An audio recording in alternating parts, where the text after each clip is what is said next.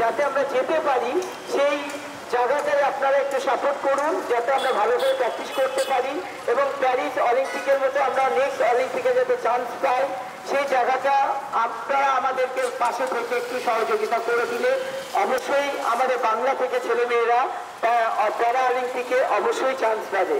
তো আবারও বলবো সিডব্লিউএফকে ধন্যবাদ, দাদাদেরকে এবং দিদিদেরকে, শুভজিৎ দাকে, তো আমাদের পাশে সবসময় থাকে, এর জন্য অসংখ্য অসংখ্য ধন্যবাদ।